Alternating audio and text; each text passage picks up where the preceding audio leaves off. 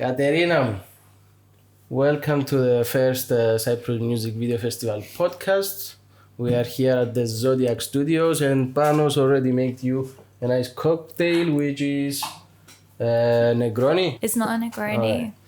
So as you guys see, Katerina made me reveal my awesome accent. So we're gonna be doing this in English. Yeah.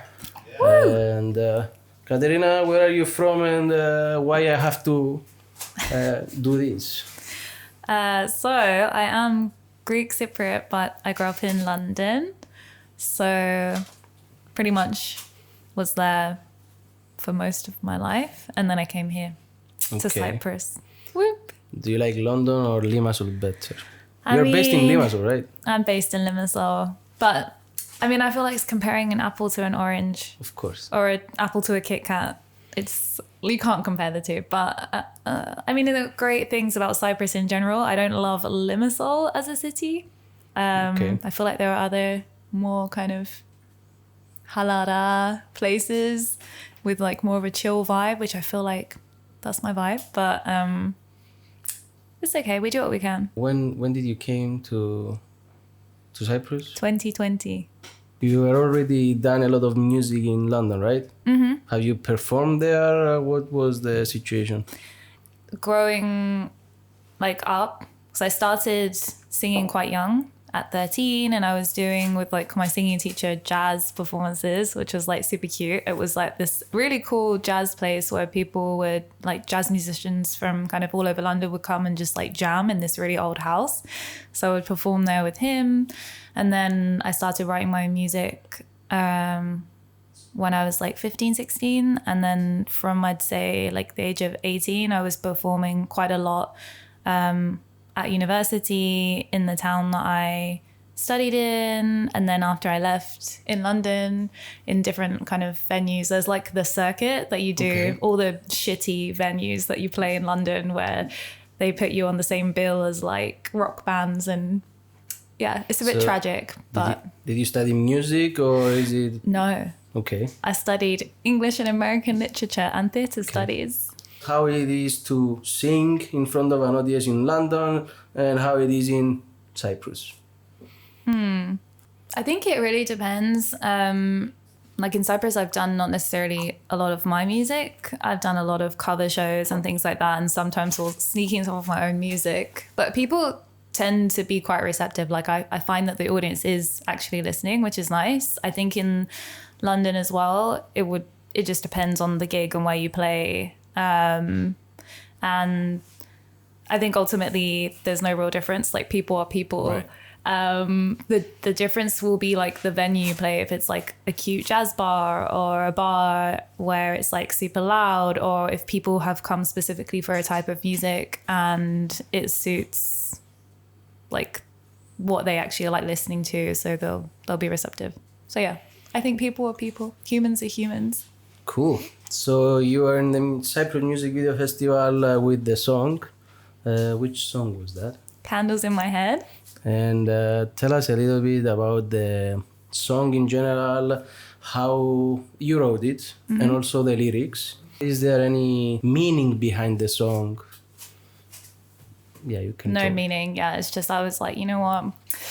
No. It's ultimately it's a love song. Like it's a song about like loss, losing someone that you love, and also habits and like bad habits. Like so one of the lyrics is like, tell me what's the point of moving forward when I move straight into the past. So the idea is like, what's the point of continuing when I keep making the same mistakes again and again and again? And I feel like this is a very human thing, and it's something that's very frustrating. Like, it's really hard to break those habits that we have. And I think especially if it's in love and you're like, God damn it, like, you know, you make the same mistake again. That's tough. And then also the song is about, there's this phrase that's like, are you holding a candle for someone, that my friend once said to me. He didn't make it up, but it's a well-known phrase in English, I think. So the candle is symbolizing hope. So I guess like the idea is like this hopeful candle, but then it gets like blown out, or is it going to be blown out? So I guess the song's about that kind of thing of loss, of trying to move forward, of this feeling of how do I move forward if I keep making the same mistakes? And then I think the longing that you feel when you lose someone that you really care about, and you just can't stop thinking about them. And when did you record it, and where you were playing the piano and everything? I didn't play the piano in the studio recording, but when I was playing it live and things like that, I would play the piano. But I recorded it at Studio 1163. They're gonna kill me if I get this wrong. If she made a mistake, I'm gonna write it here. With Andres and Lefteri, who produced it, who's amazing, and he played the instruments, and Andrea played the drums. Then did they have freedom enough with the composition or the orchestration of the song, or were you like?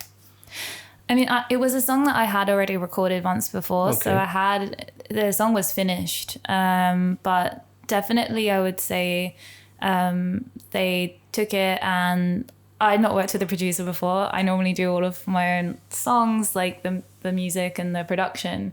So it was really interesting and kind of difficult, like having someone take it and then like put in some drums or change the piano, add guitar. And I found myself like consciously feeling that tension of like, no, it's too much. Like that doesn't sound right. But I think like both of them, Andres and Lefteri, they're amazing at what they do.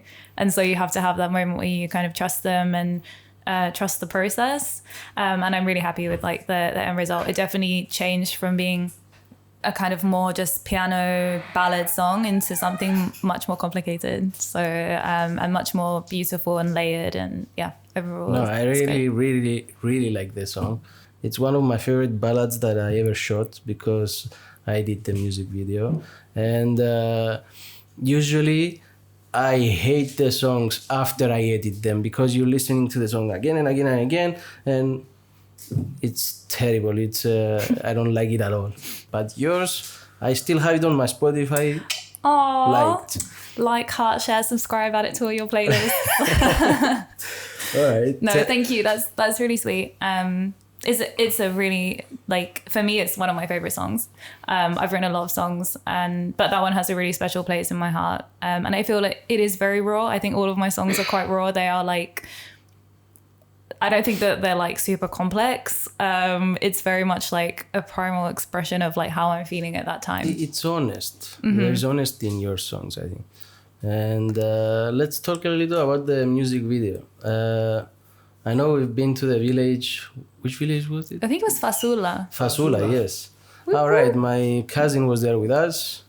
We were the three of us, and that painting of that lady, what was that? The mermaid painting. Right. Yeah, that was amazing. So in the house there was the house was a beautiful stone traditional house, but revamped, I guess, restyled. And there was the lady that owned it, used to be a model, and she had this picture of her from this mermaid photo shoot, which was amazing.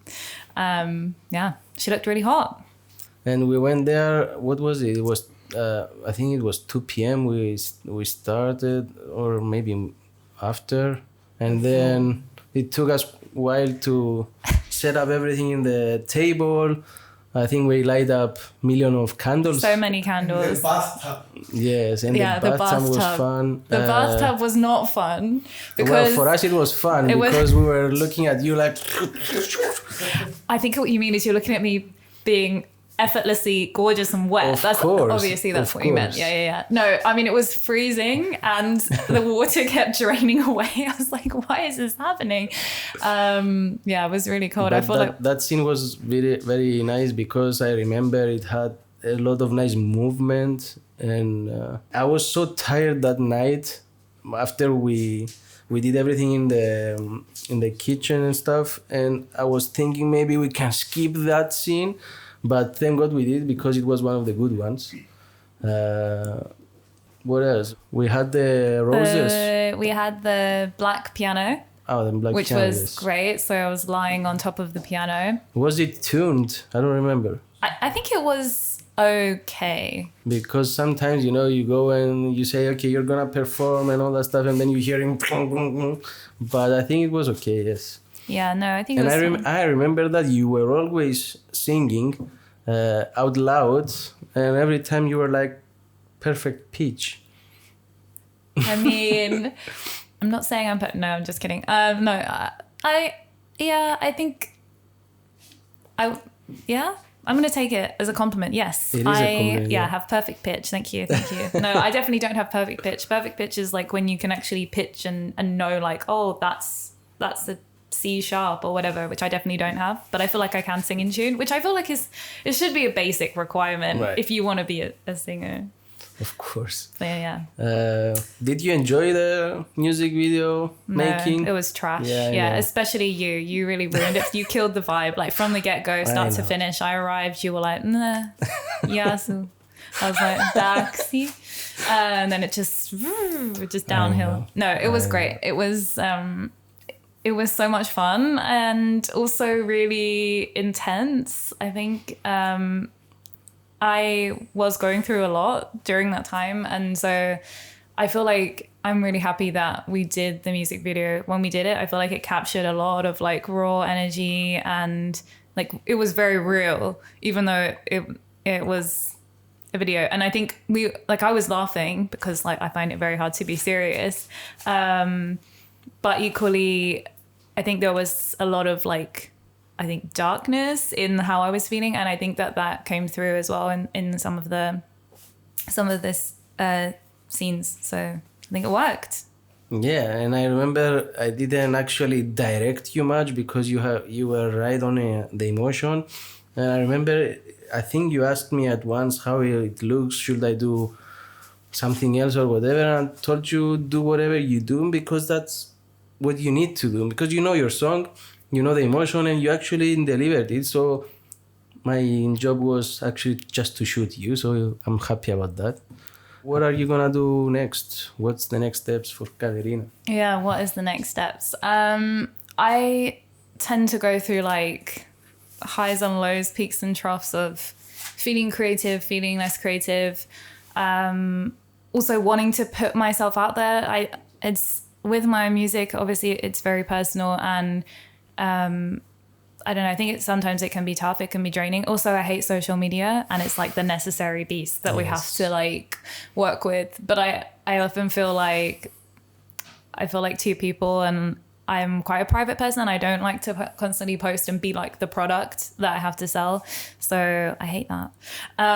So I guess the answer is when I'm feeling like energized and positive, you'll see more stuff happening, and then it tends to kind of cycle. But I recorded one of my songs, Your Love, also at Studio 1163. We really have to Google that right now. Someone Google it right now and just see if that's correct.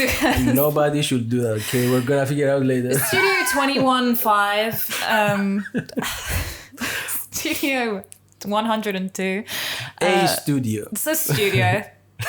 I felt bad because it was also a great experience. But so I recorded it with Lefteri and Andrea.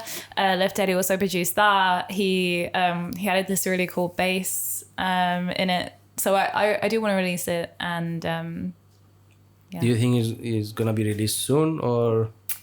So my idea for the music video, and this is unconfirmed, is to do it underwater. And so the sea is quite cold right now. It's okay. It's fine. Sorry, someone's just dying over in the corner. Probably Spanish. Are you okay? Blink one for yes, twice for no. So look, we did the candles in your head. Candles in my head. In my head, in the bathtub. It was cold. It was so cold. And now you should do it in the cold water as well. So yeah, just to suffer for the art. That's your theme, cold water. Yeah. No, I think I don't mind. I do hate being cold, but I also want it to look kind of like ethereal and beautiful. And I feel like if I'm freezing my butt off, I'm gonna look like a drowning Seal. Maybe it's the theme of the song. Cold water drowning, and Katerina. I don't know. What's that? I don't know. What's that? I don't want it to be like, I want it to be like, oh, like, look how beautiful and ethereal this video is. It's like flowy and trancey, not like she's dying. I think many people said that it's good as well. Maybe we put this in your next video, like you going like maybe a choreography. All right. Your new songs are written like years ago, right? No, You not have all new of them. Yeah, I've got some new ones. Okay, Jesus. No, some of them are. You grew as an artist and as a person. How different is a song from old Katerina from a new Katerina? That is a good question. I think so. I have a very basic setup. Like it's just me and my keyboard. I should probably invest in some kind of home studio thing. I once bought the Boss loop pedal thing, which has like multiple channels, which is actually how I recorded the song Your Love, because I was able to like loop my voice and like play with like the beats. That's So right. I made some basically, beats. you play piano, your voice. What else? That's it. Okay. And then the loop pedal that time, doing lots of like harmonies and layering the harmonies. So where I'm going with that is that I don't think that my style has like massively evolved. I think there's a maturity that I hope has come with being a bit older, and probably like the lyrics that I would write or the way that I would put together a song. But I think my process is still very much like it's a form of self-expression, and it's very honest. It's stuff that we all experience and think and feel. It's nothing like super edgy, like metaphorical. I'm not saying that that's like not cool. I'm just saying I think I sit on the side of the more literal. But maybe I will make a whimsical, metaphorical, edgy song. Maybe it's now that the song is getting like it's in birth now in the podcast. Think about it. No, God, why? Why is this the theme of our like? I don't know. I like it. Okay. Yeah. No, I don't know. But this is definitely in different the themes, right? Because you still write about love, I guess, or No, love is dead.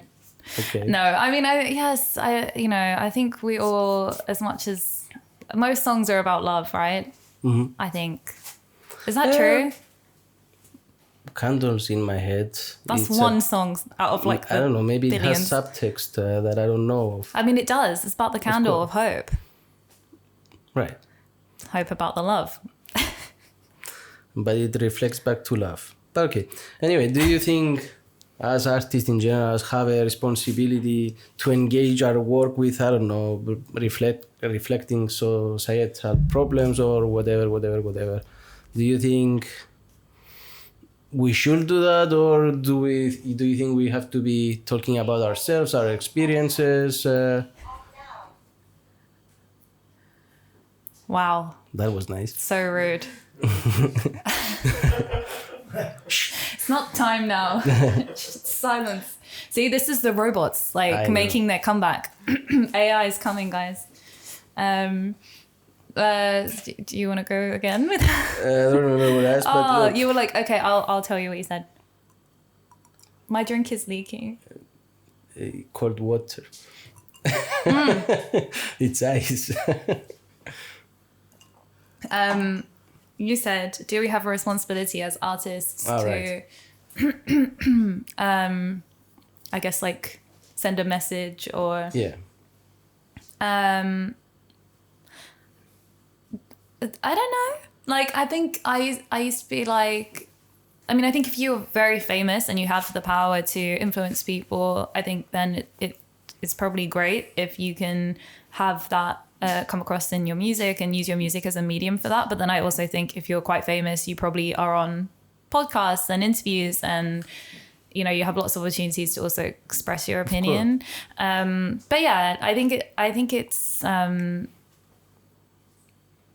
like I personally mainly write about love, as we know, but I think being able to send a message as well is awesome if that's something that you can do, and if you have a concept in mind, even if it's not the song itself but the video or something like that. Like ultimately it's arts, and it makes the whole piece of art more rich and more powerful. So I don't necessarily think it's a responsibility,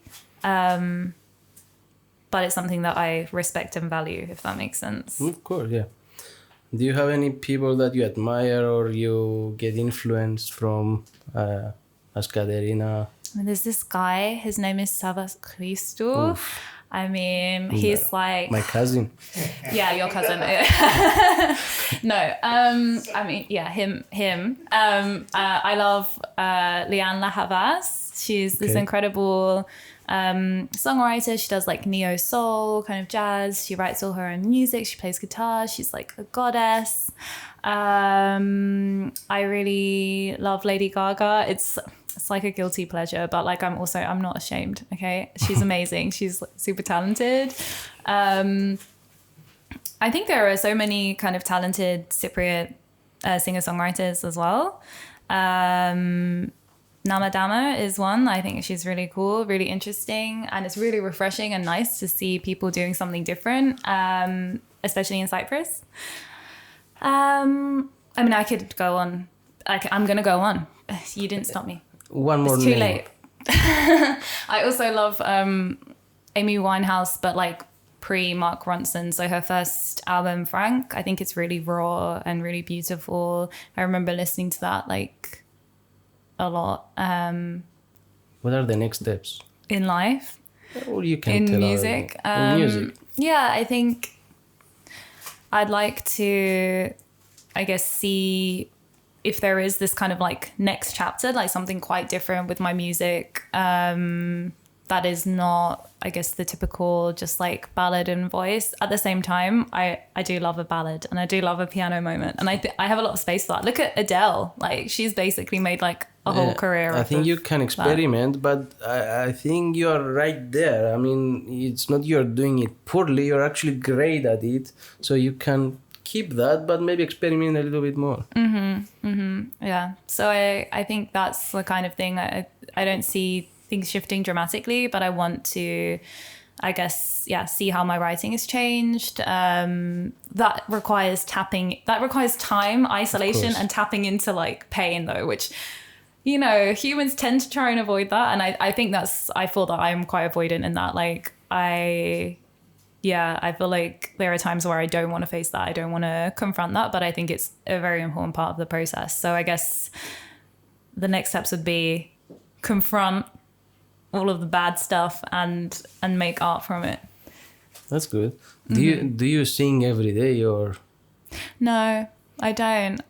What is the ratio of the week? I don't know. I think it's really weird. Like I think I'm really weird. I go through phases of even not listening to music, which is odd because I love music. So I could really go through phases of not listening to anything, and the same applies to singing. Like I love singing. I don't have to do it. Like I feel like, yeah, it's very much like when the mood takes me, and if I'm not running from it, and I sometimes run from it as well, and I deliberately like keep myself busy or keep myself away from engaging with, like, I guess, like the more intense emotional side. Well, Katerina, thank you for coming, and thank you your trust about cult experiences in general to handling your song. And from us, we want to wish you the best in your career. So guys, please follow Instagram, Facebook, TikTok. You have TikTok? I mean, I do have TikTok. I don't follow use it. TikTok Just as well. Follow it. Yeah, YouTube account. Go to the music video, like, comment if you like it. Subscribe. Yeah. Go subscribe, Spotify, follow, add like. it. Yeah. So basically, the YouTube and the Spotify. That's the thing. Yeah, make that a thing. And Did I forget anything? well, full name. Katerina Leah. Katerina Leah. Leah. I prefer Leah. Okay, Katerina Leah. No, I mean that's like the Cypriot pronunciation. Leah. Katerina Leah. Yeah. Okay. Katerina, thank you. Thank you.